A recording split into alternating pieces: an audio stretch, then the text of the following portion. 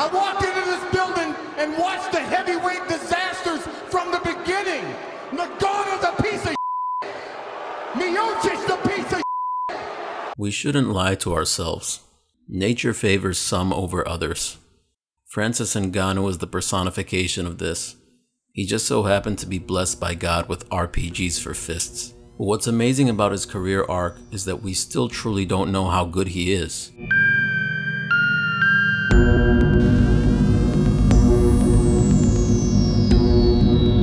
He was signed by the UFC in 2015, shortly after he began competing or even training in MMA, and won some fights, mostly by TKO. And then he got a step up in competition, facing veterans Andrei Arlovski and Alistair Overeem. He finished Arlovski with punches after just 1 minute 32 seconds, and publicly executed Overeem within just 1 minute 42 seconds. His knockout of Overeem is what really propelled his hype train. He was the next big thing in what was perceived as an otherwise aging, declining heavyweight division. Joe Rogan went so far as to compare him to a prime Mike Tyson. He's like, if you were gonna go into a lab and design a perfect heavyweight, you'd say want him about 6'4", crazy freak athleticism, fast as shit for heavyweight, knock anybody dead with one punch. This comparison was never a fair or rational one, but we have to cut Joe some slack. We lost our minds watching Ngannou send Overeem to the Shadow Realm, but we merely saw it through a screen. Joe saw that war crime in person. So before we get into this Ngannou stuff, I just want to clarify, because there's been some confusion. I know you guys hear different voices narrating the videos and it's messing with your heads. So I'm just gonna say it. We are different people. It's not all the same person. So my name is Isa. I've narrated a lot of the videos, but I'm not the only one. So if this information was useful to you, enjoy. If you don't care, I'm sorry for taking your time. Less than 2 months after beating Overeem, Ngannou was fighting for the title against Stipe Miocic.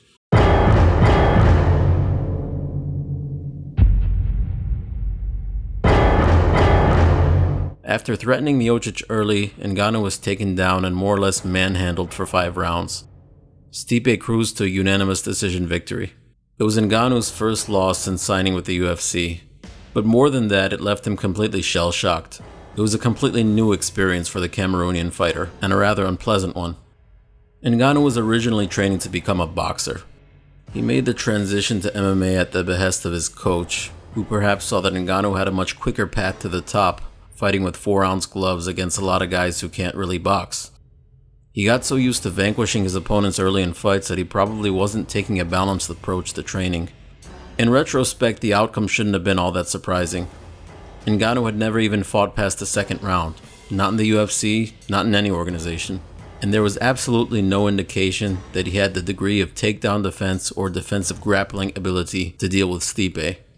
We had never seen him in that situation before.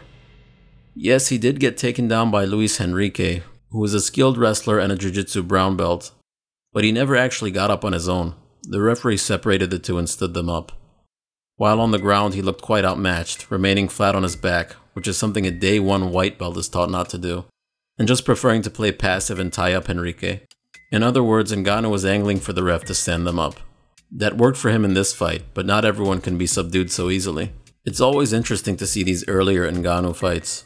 For someone who, by his own admission, didn't really train much anti-wrestling, he bounces off the mat so quickly after this takedown attempt. You just can't teach this level of athleticism. And against Curtis Blaydes, we see Ngannou do a great job of using the fence to get back to his feet. All in all, he had shown some flashes of good, solid anti-wrestling, but for his entire UFC career, he had spent all of maybe 3 minutes on the bottom against a much smaller opponent, and for most of that time he had him in full guard. Nothing he had faced in the cage could have prepared him for what was coming. All the footage of him at the UFC Performance Institute, looking like a weapon of war, it didn't amount to anything against the guy in Stipe who had him figured out. After Miocic, Ngannou fought fellow knockout artist Derek Lewis at UFC 226. But what was anticipated to be a violent slugfest turned out to be one of the most uneventful fights in the promotion's history. Lewis won the fight via unanimous decision by virtue of just barely being more active than Ngannou. But it was clear that Ngannou was not the same as before. He was cautious, almost scared. Some question if he would ever bounce back at all. Then came UFC Beijing. In a rematch with Curtis Blaydes, Ngannou finishes him in 45 seconds. A few months later at UFC on ESPN 1, he retired Cain Velasquez, knocking him out in a mere 26 seconds. He then finished Junior Dos Santos in 1 minute 11 seconds at UFC on ESPN 3, and last Saturday at UFC 249, in an empty arena in Jacksonville, Florida, Ngannou took just 20 seconds to publicly behead Jairzinho Rozenstruik. 2 minutes 42 seconds. That's how long Francis Ngannou's last 4 fights have lasted.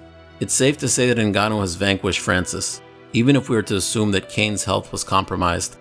All these fights are against top-level competition, and with Cormier retiring after his upcoming bout, I can't see a good argument against letting Ngannou try to avenge his loss to Miocic. I deserve the winner of DC and Stipe. But the thing is, aside from having his confidence back, what do we know about Ngannou as a fighter that we haven't already known for years? In what ways has he been tested in his last 4 fights that he hadn't been tested in his earlier UFC fights? The truth is, we really don't know if Ngannou is a better fighter than before. But what makes the Ngannou question so interesting is, does it even matter? In his current form, with his power and explosiveness alone, he's a high-level contender. 6 months of sprawl training and leg kicks, which he's presumably been doing, makes him a championship caliber fighter. Although the involved parties are in talks about Miocic versus Cormier 3, the most interesting heavyweight matchup in the UFC going forward will be Miocic versus Ngannou 2. This is the fight with the potential to answer all our questions.